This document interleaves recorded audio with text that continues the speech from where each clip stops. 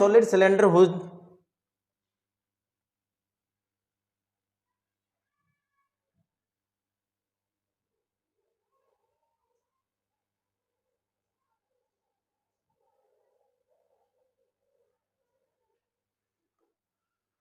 Height is 2.4 centimetre है। एक cylinder है जिसकी हाइट कितनी है 2.4 सेंटीमीटर है एंड डायमीटर है वो 1.4 सेंटीमीटर है।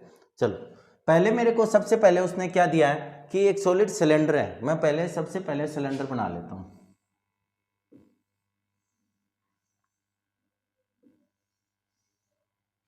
बना लिया मैंने सिलेंडर और फिर मैं जो गिवन है वो लिख देता हूं।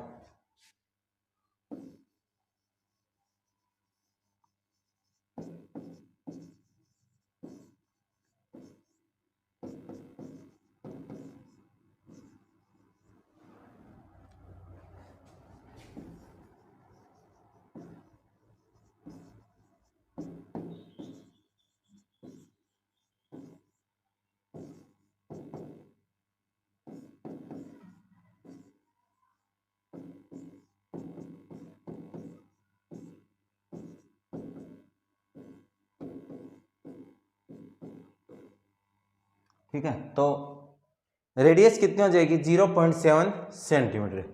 अब क्या कह रहा है होलो आउट, ये कह रहा है कि same height of the end same find the total surface area of the remaining solid of the nearest centimetre.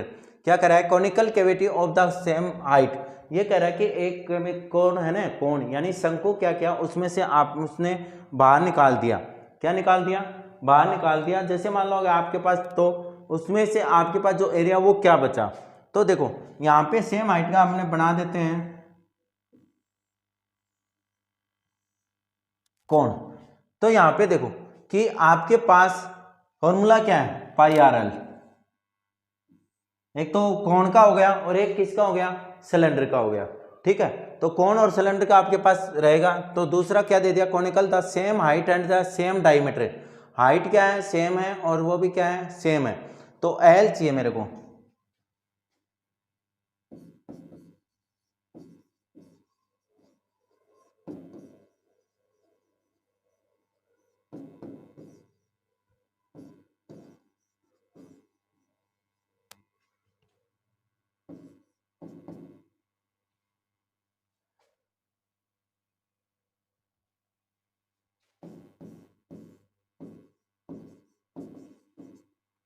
H की वैल्यू देखो कितनी है क्योंकि उसने खुद कहा है कि सेम है। तो एच यहाँ पे कितना है 2.4।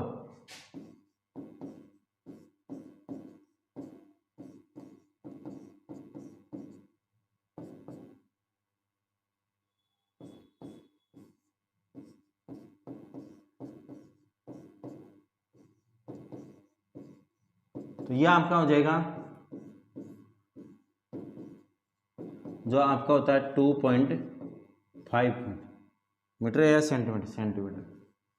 ठीक है, अब मेरे पास क्या निकालना है रिमेनिंग सॉलिड, मतलब वो कोण निकालने के बाद में रिमेनिंग जो एरिया बचा वो क्या है।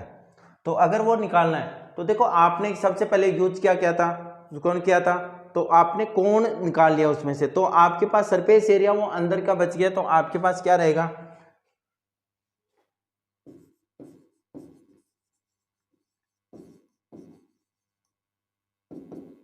देखो सबसे पहले उसने क्या यूज किया है सिलेंडर यूज किया है यानी 2πr/h।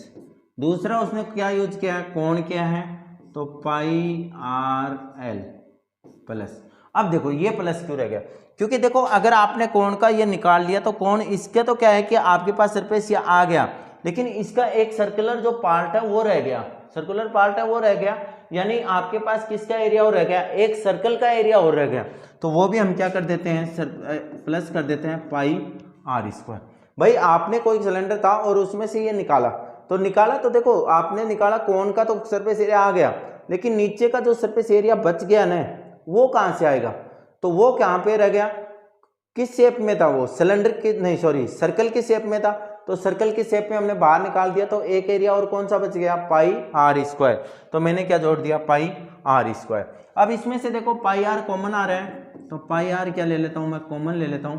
मेरे पास क्या बचा 2h plus L plus R, value put करो 22/7 इंटू आर, आर कितना है 0.7, तो 0.7 2 इंटू एच, एच कितना आपका 2.4, 2.4 प्लस एल 2.5 और तीसरा आर, आर कितना है 0.7 प्लस करो 7, इसको काट दो तो आपके पास क्या बच गया 2.2 इंटू ये कितना आ जाएगा 48, 4.8 प्लस 2.5 प्लस 0.7।